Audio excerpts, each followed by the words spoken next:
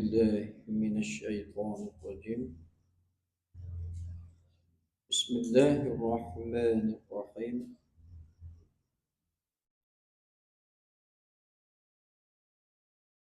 الحمد لله الذي وحده على ومجده واسأل عونه وتوسل، وصل على خير الأنام محمد وآل والصحاب وسلم، وآل والصحاب ومن تلا. أشهد أن لا إله إلا الله وأشهد أن محمدا عبده ورسوله. قال رب اشرح لي صدري ويسر لي أمري واحلل عقدة من لساني يفقه قولي.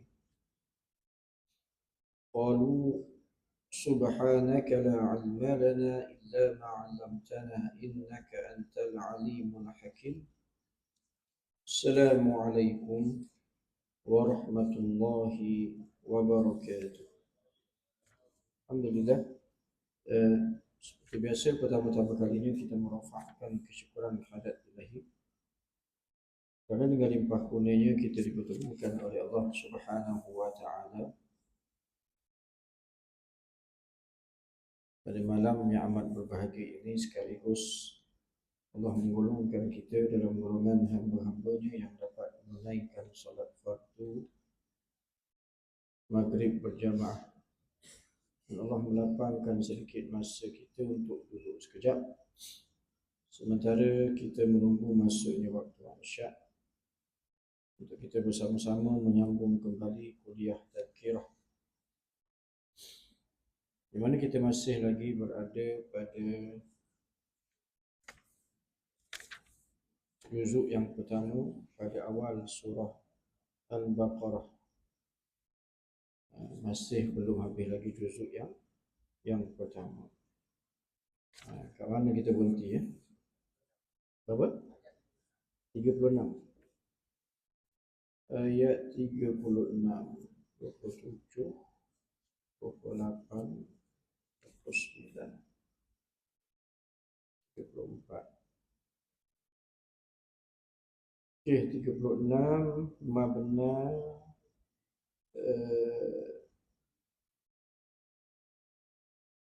satu hari bulan berapa hari bulan saya tulis ni. Kita masuk Fatalaqqa. Fatalaqqa yang ini 13 hari bulan 7 bulan 8. 8 hari bulan 9 itu kan. Bulan 9. So Fatalaqqa ni kita masuk bulan 10 lah. Bulan ni. Okey. Okey, malam ni kita masuk ke ayat yang ke-37, masih lagi menyambung cerita yang bulan lepas. Bagaimana Nabi Adam dan isterinya Hawa telah digoda oleh syaitan sehingga kan mereka melanggari perintah Allah Subhanahu wa taala dan dihukumkan dicampak diturunkan ke bumi. Ini telah kita ceritakan panjang lebar pada bulan lepas, yang mana kejadian tersebut ataupun ketetapan tersebut sekaligus merealisasikan hasrat Allah Subhanahu wa taala untuk menjadikan Nabi Adam itu khalifah di muka bumi ini, walaupun dalam bentuk hukuman, tetapi secara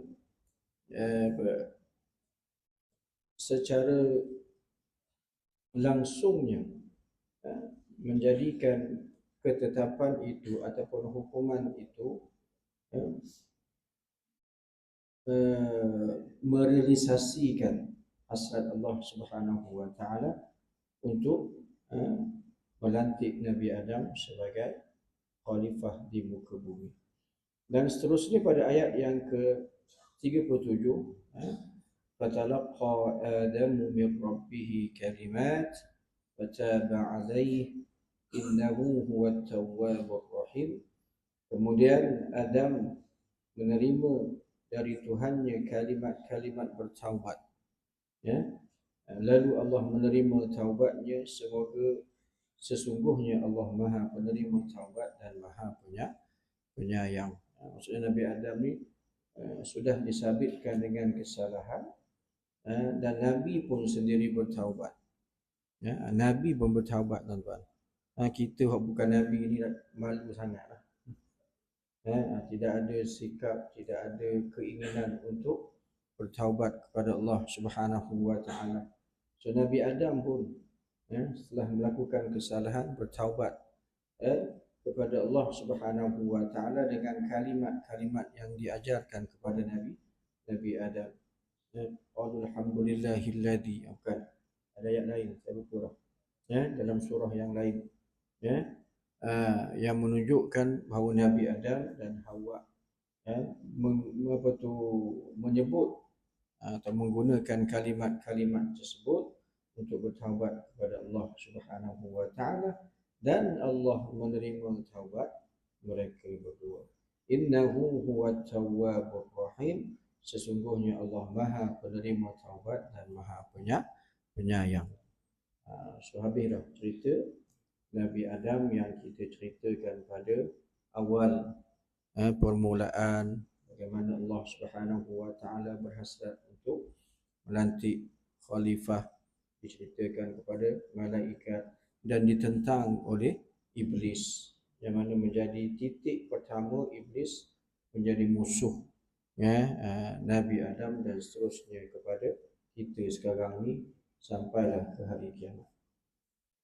Seterusnya ayat yang ke-38, qul nahbitu minha jami'a fa imma ya'tiyannakum minni huda faman tabi'a hudaya fala khawfun 'alaihim wala hum yahzanun. Dan kami telah berfirman, turunlah kamu sekalian dari syurga ini, dan jika datang kepada kamu hidayah dariku melalui para rasul, maka ingatlah sesiapa yang mematuhi hidayahku, maka tidak ada sebarang ketakutan terhadap mereka dan tidak pula mereka akan berduka cita. Ini firman Allah Subhanahu wa taala.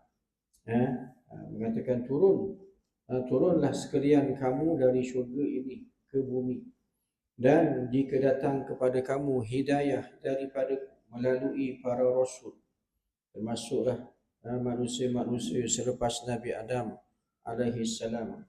Bila datangnya para rasul utusan Allah Subhanahu wa taala, maka ingatlah sesiapa yang mematuhi hidayahku. Maksudnya mematuhi rasul-rasul yang telah dihantar. Sebab itulah hidayah Allah ini dia ada dia punya mekanisme dia. Dia ada dia punya item-item dia, spek-spek dia. Yang sudah sempurna daripada Allah Subhanahu wa taala. Antaranya rasul, nabi-nabi yang 25 orang tu. Kan? Itu yang kita tahu. Itu yang minhum man qasasna. Itu yang diceritakan kepada kita. Ada juga wa minhum man lam naqsus. Ada juga yang nabi-nabi yang tidak diceritakan kepada kita. 25 tu hak cerita. Hak kita wajib percaya 25 tu. Dan ada juga hak yang kita tak tahu. Hanya ilmu Allah Subhanahu wa taala. Ni. Kalau berkait dengan rasul, 25 ni hak tu antara hidayah Allah. Siapa ikut? Siapa ikut? Faman tabi'a hudaya fala khaufun 'alaihim wala hum yahzanun. Mari rasul ikut apa yang telah disampaikan oleh rasul, maka tidak ada sebarang ketakutan terhadap mereka dan tidak pula mereka akan berduka cita. Tak ada ketakutan menghadapi takdir Allah Subhanahu wa taala, dan tidak pula berduka cita dengan apa yang telah Allah tetapkan kepada mereka. Ini kalau orang betul-betul ikut apa yang Nabi bawa. Tapi sayangnya 25 orang Rasul tu hak lawannya manusia juga. Hak lawannya kaum dia juga. Hak lawan Nabi Muhammad orang kampung dia juga. Jadi macam mana nak dapat hidayah? Sedangkan bila hidayah tu datang, kita lawan. Kan? Tak ada lah. Memang tak lah. Bahasa orang sekarang ni kan. Memang tak lah nak dapat hidayah. Bila hidayah tu datang, bila hidayah tu diutuskan, kaum tu juga yang lawan. Kaum tu juga yang menyusahkan Nabi mereka. Ini kita akan jumpa cerita Bani Israel ni. Tak ada Nabi habis dah. Ada para sahabat, para ulama, tabi'in. Itu pun ada orang lawan juga. Sampai sekarang ada para ulama pewaris Nabi, hak tu pun lawan juga. Nak dapat hidayah macam mana? Kan? Kita ni duk berdoa kepada Allah begitu begini nak hidayah. Ihdinas siratal mustaqim. Siratal ladzina an'amta 'alaihim ghairil maghdubi 'alaihim waladdallin. Minta pada Allah tapi luar semayang lawan ulama. Tak ikut kata ulama. Tolak ulama. Tak pakai pun nasihat dia dah. Kan? Mana nak datang ni hidayah tuan? Tu kena ingat. Kadang-kadang kita sebut nak hidayah Allah. Ulama itulah. Itulah dia punya mekanisme hidayahnya. Kalau dulu Rasul, 25 orang Rasul tu.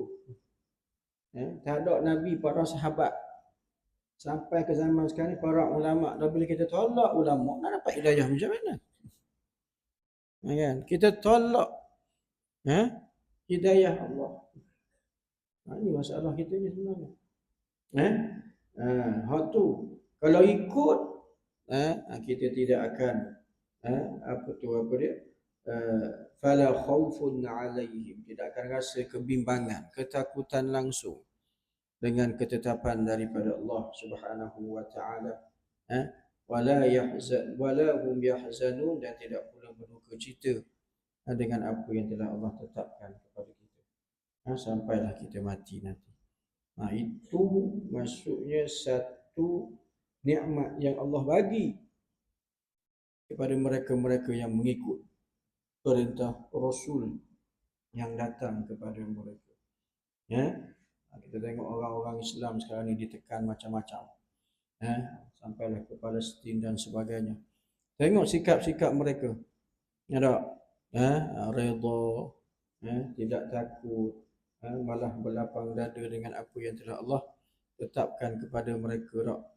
Nak dapat perasaan yang macam tu payah tak? Melainkan orang yang betul-betul ikut Nabi, ikut apa yang Nabi bawa. Itu dia.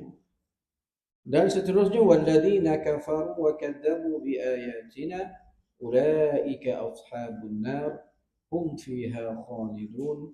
Dan orang-orang yang kafir dan mendustakan ayat-ayat kami, merekalah penghuni neraka yang kekal abadi. Adapun orang-orang kafir yang mendustakan ayat-ayat kami, ulaika ashabun nar, mereka adalah penghuni neraka. Ni Allah khabar ni, bukan kita khabar. Orang kafir, khususnya di zaman Rasulullah sallallahu alaihi wasallam, yang bila Nabi datang, mereka lawan, mereka dustakan, mereka fitnah Nabi macam-macam.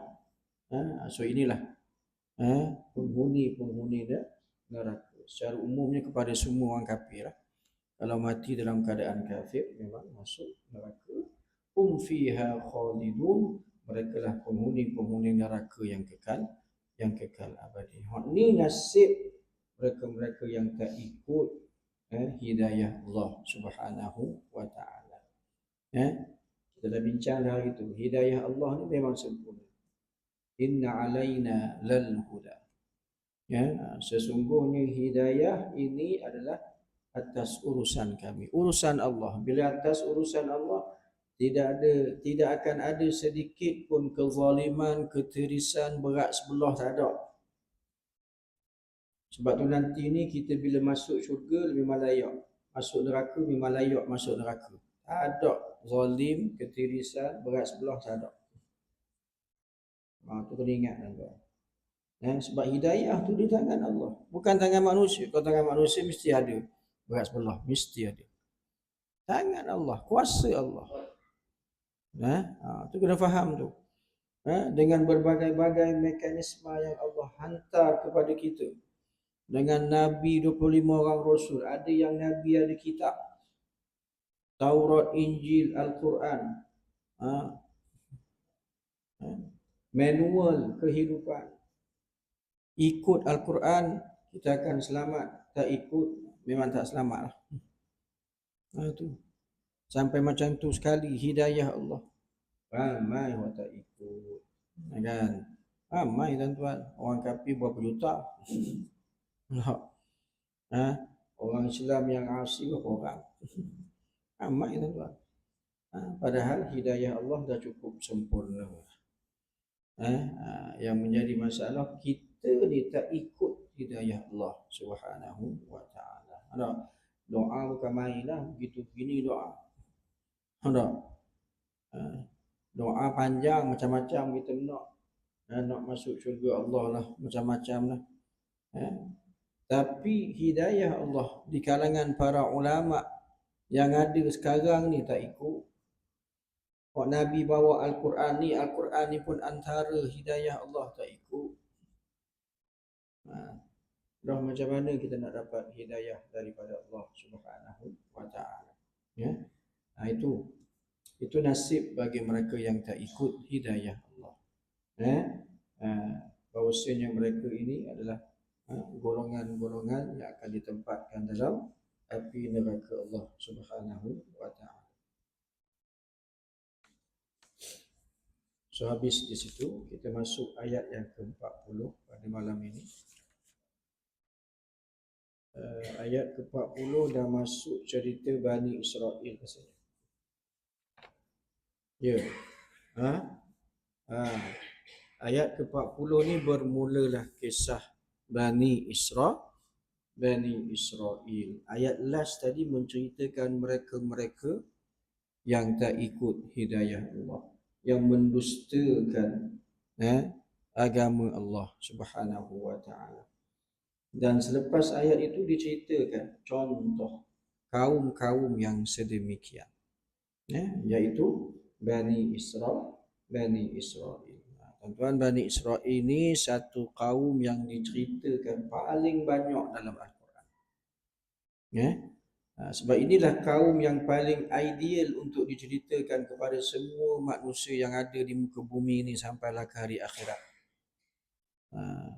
Sebab kaum ni tuan-tuan, kaum yang pertama, Bani Israel ni, dalam konteks kumpulan yang paling ramai lah, paling pertama yang diwariskan untuk menggalas ataupun yang dipilih untuk mewarisi agama Nabi Ibrahim.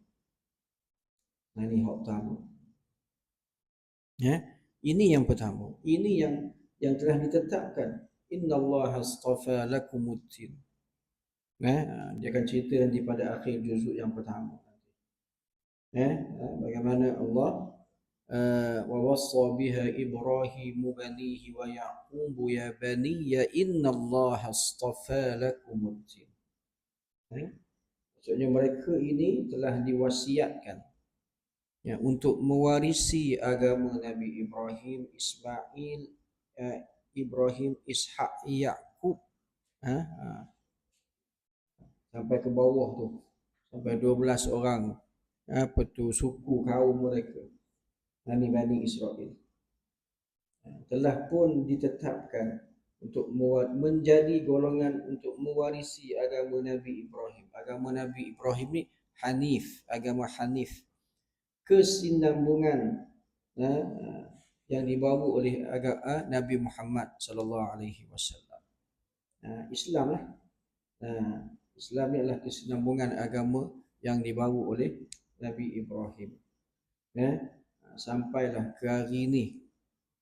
Ni.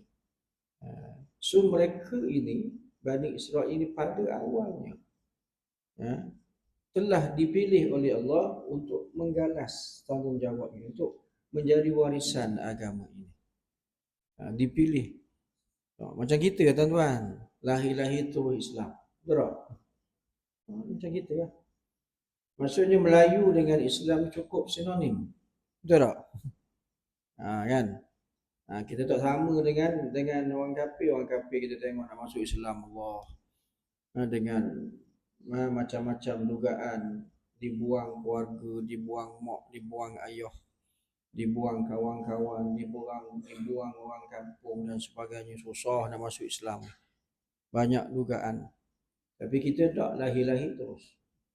Kan? Tengok. Maksudnya nikmat paling besar yang Allah telah beri kepada kita orang Melayu ni tuan-tuan, agama Islam. Yang paling besar tu, nikmat yang paling besar. Ni tuan-tuan. Berbanding dengan non-Muslim orang kafir nak masuk Islam macam-macam, sedih kita tengok, nangis kita tengok kadang-kadang.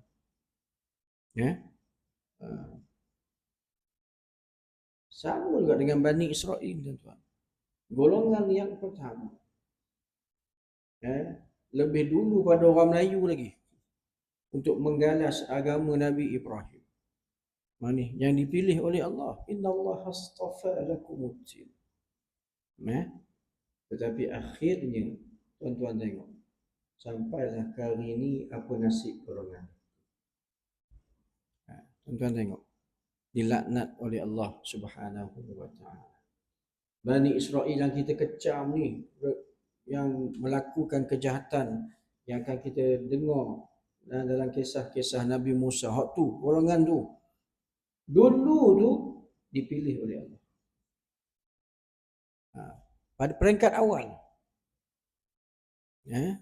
Tetapi dengan kedegilan mereka, khianat mereka, macam-macam kejahatan yang mereka buat, menyusahkan Nabi, bunuh Nabi pun ada, lawan Nabi dan sebagainya, mereka menjadi bangsa yang dilaknat oleh Allah Subhanahu wa taala.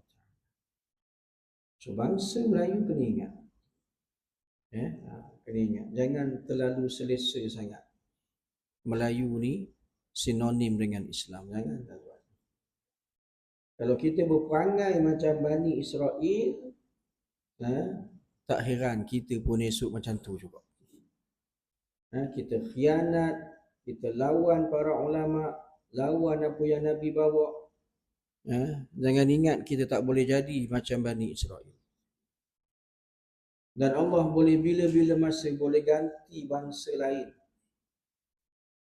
untuk menegakkan agama Allah Subhanahu wa taala. Bila-bila masa. Jangan kita ni syok sangat ataupun rasa hebat sangat. Dia sebut Melayu je Islam, Melayu je Islam. Bani Israel dulu awal dulu Allah pilih mereka.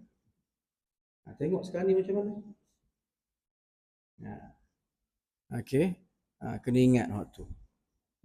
Betul lah kita bersyukur kita lahir sebagai orang Melayu yang lahir-lahir je dah Islam. Tapi kena jaga molek-molek. Kena jaga molek-molek. Kena ada fungsi. Sebagai orang Islam kena ada fungsi.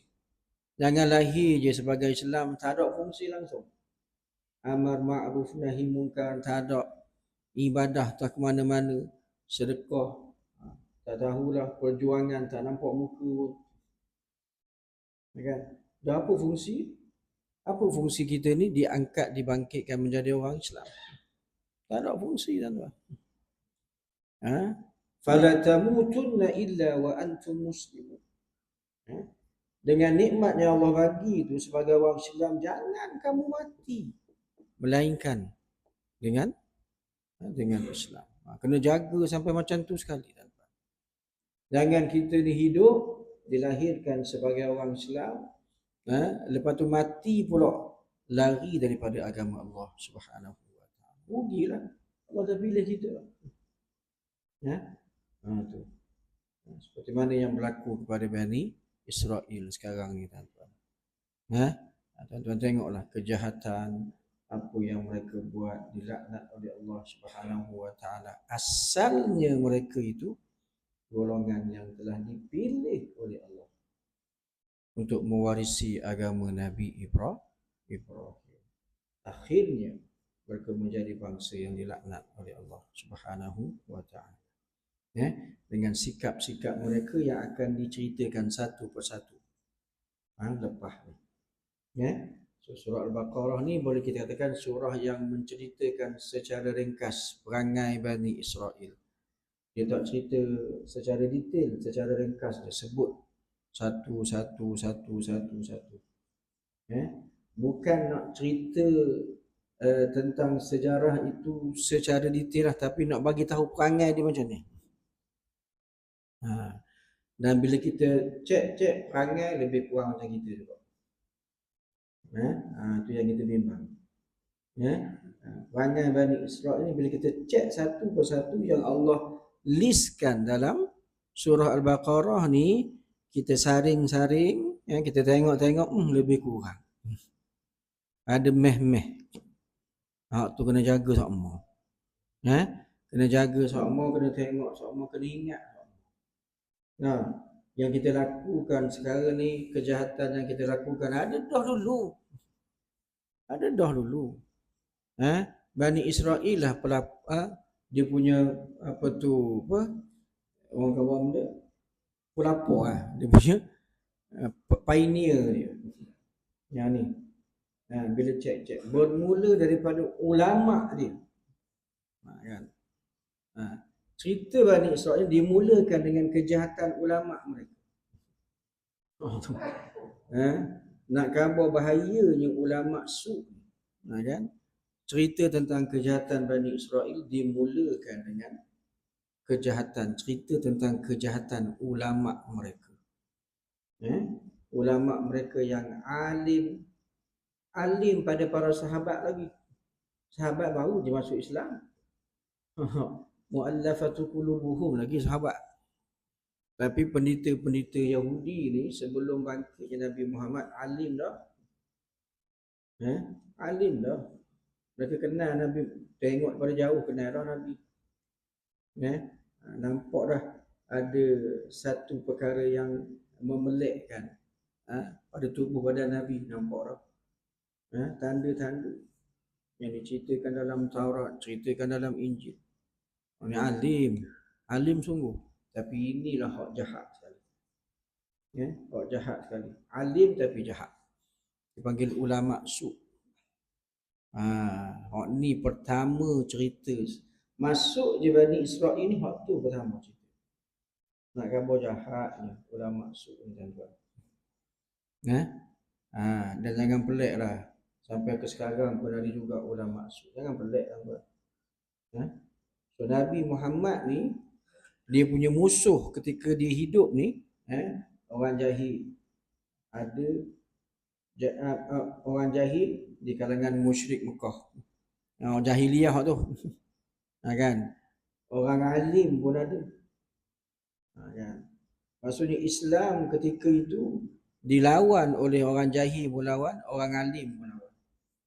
Hak ni yang dihadapi oleh Nabi Muhammad sallallahu alaihi wasallam. Jangan ingat Islam ini ditentang oleh orang jahil je, orang alim pun ada tuan-tuan. Lagi jahat. Orang jahil ni padang kena tipu je dengan orang alim ni. Bani Israel ni dia terbagi pada dua bahagian. Hak pertama, hak jadi buta huruf, tak tahu ke benda. Wa minhum ummiyuna la ya'lamuna al-kitab. Ada di antara mereka yang tak tahu nak baca kitab langsung. Buta huruf nak baca kitab mana? Tak tahu ke benda. Kecuali sangkaan-sangkaan buruk dan angan-angan karut sahaja yang dicipta oleh pendeta-pendeta mereka, yang mengatakan mereka ini kalau masuk neraka 2-3 hari saja, lepas tu masuk syurga. Orang sedar sangat dengar tu. Mereka saja yang masuk syurga, hak lain masuk neraka. Sedap. Bila dengar hak macam tu, puak-puak ni enjoy tak rasa bersalah buat perkara itu, perkara ini, sebab dah tetap dah macam tu. Ini semua berita-berita karut yang dimomokkan oleh pendeta-pendeta mereka, agar puak-puak ni tak bertanya dah siapa pemimpin, tak bertanya dah apa benda nak buat dah begitu, tak cara dah hari kiamat macam mana. Dah enjoy dalam dunia. Ni kena tipu saja puak-puak ni. Oleh pendeta-pendeta mereka. Ni tu jahatnya ulama-ulama su. Sampai ke hari ni jangan ingat tak ada ulama su, tuan-tuan. Jangan ingat Islam ni dilawan oleh orang kafir. Orang kafir pada cerdik, kan? Orang kafir tak ada yang bodoh belaka tak, cerdik belaka. Kan? Cerdik-cerdik belaka. Hak tu pun lawan kita juga. Orang Islam hak cerdik, hak pandai pun lawan juga, tuan-tuan.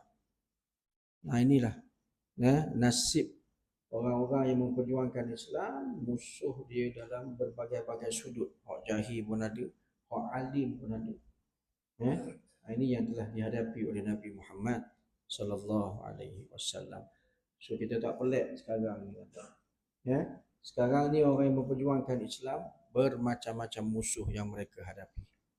Ada siap dengan orang kafir, orang Islam sendiri, hak jahil pun ada.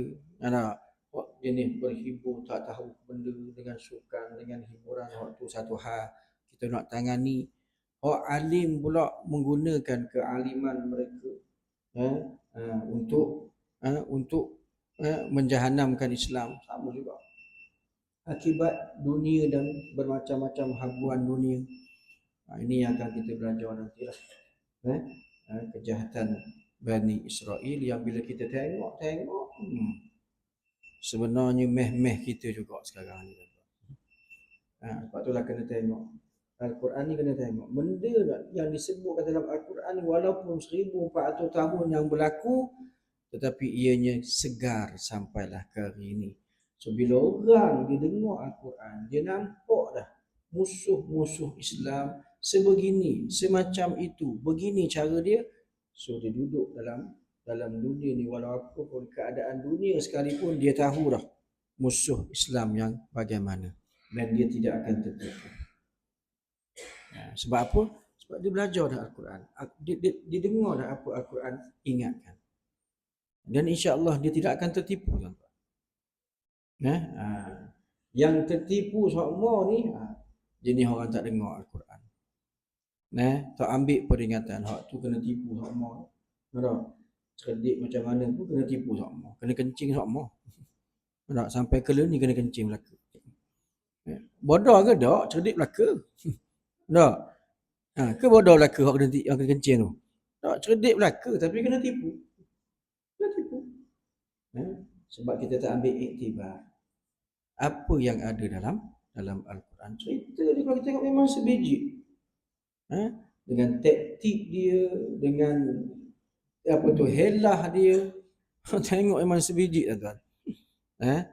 Sama seperti apa yang kita hadapi sekarang. So insya-Allah dengarlah. Ni baru nak start cerita Bani Israel ni. Masjid-masjid lain banyak yang dah habis dah cerita dia. Ni baru nak start. Jadi boleh kita dengar, kita fikir-fikirkan, semoga kita terselamat daripada musuh-musuh Islam yang akan ada sampailah ke hari kiamat. Ma min khairin fa min Allah wa ma min syarrin fa min nafsi. Wabillahi taufiq wal hidayah. Assalamualaikum warahmatullahi wabarakatuh. Ada pen tak?